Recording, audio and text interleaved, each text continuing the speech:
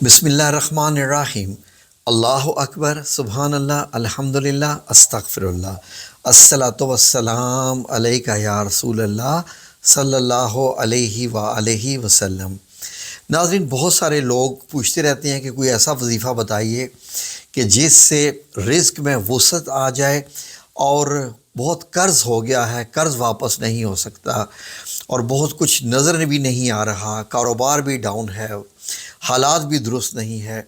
کیونکہ ناظرین، ان حالات میں آپ خود دیکھ لیجئے کہ اسپیشلی پاکستان کی بات کر رہا ہوں کہ لوگ بچت کیا کریں گے، گھر کے اخراجات ہی پورے نہیں ہو رہے۔ ہر مہینے اخراجات پورے کرنے کے لیے بعض لوگوں کو تھوڑا تھوڑا قرض لینا پڑتا ہے، اور وہ تھوڑا تھوڑا قرض ہوتے ہوتے اتنا زیادہ ہو جاتا ہے جیسے IMF کا پاکستان کے اوپر قرضہ ہو چکا ہے۔ تو ناظرین، قرض واقعی ایک لعنت ہوتی ہے، اللہ رب العزت اس سے محفوظ رکھے ہر ایک کو۔ تو ناظرین، بڑا ہی ایک مجرب وظیفہ ہے، قرض سے نجات اور آپ کے رزق میں وسعت آ جاتی ہے۔ یہ ناظرین سورہ القریش کا ایک وظیفہ ہے، اگر آپ کرنا چاہیں تو بہت ہی زبردست ہے۔ لیکن جب آپ نے وظیفہ کرنا ہے تو سب سے پہلے آپ کا اس پر یقین ہونا چاہیے کہ یہ وظیفہ کرنے سے اللہ رب العزت کی غیبی مدد آپ کو آئے گی۔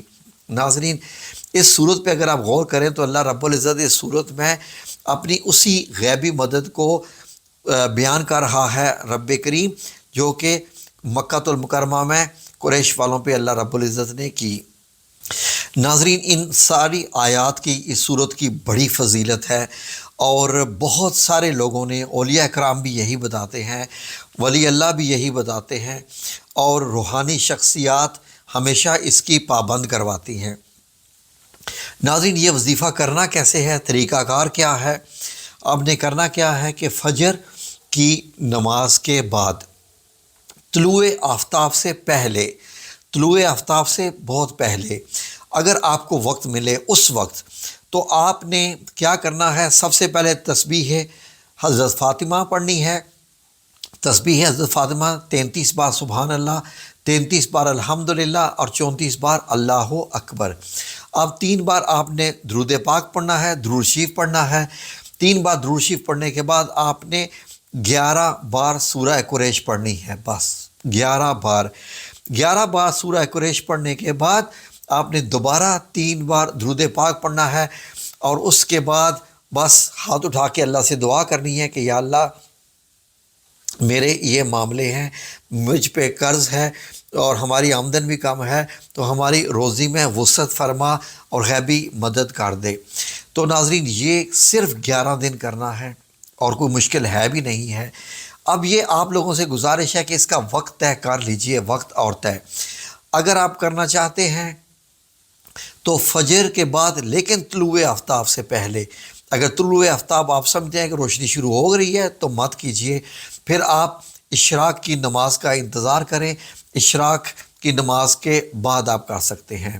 اور اس کے علاوہ جو بہترین وقت ہے وہ آپ مغرب کے بعد کر سکتے ہیں، مغرب کے بعد بھی کر سکتے ہیں۔ لیکن اتنا ذہن میں رکھ لیجئے کہ ایسا نہیں کہ آج آپ فجر کے بعد کر رہے ہیں، کل آپ ظہر کے بعد کر رہے ہیں، پھر آپ مغرب کے بعد کر رہے ہیں۔ دن، وقت اور یہ جو جگہ ہوتی ہے، کسی بھی وظیفے کی یقینی قبولیت کے لیے بہت ضروری ہوتی ہے کہ ایک ہی جگہ ہوں، اسی جگہ پر بیٹھ کے کیا جائے، انہی لمحات میں کیا جائے، اسی وقت میں شروع کیا جائے، اسی وقت میں ختم کیا جائے۔ اس کی ایک روحانی ویلیو ہے جو میں پھر کسی ویڈیو میں آپ کو بتاؤں گا۔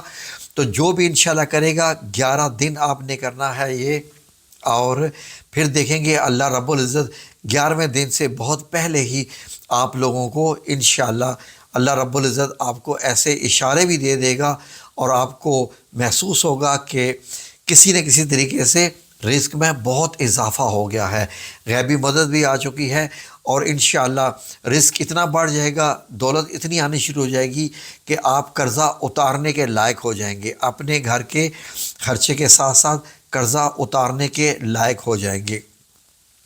لیکن پھر وہی بات میں آپ کی خدمت میں عرض کر رہا ہوں کہ میک شور کر لیجئے کہ آپ کو یقین ہے، یقین سے کرنا ہے۔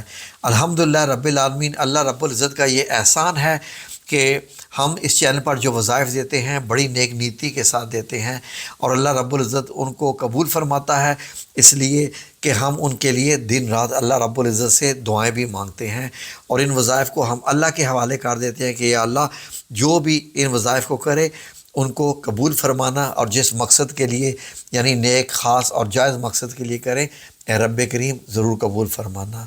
آمین یا رب العالمین برحمتک یا ارحم الراحمین۔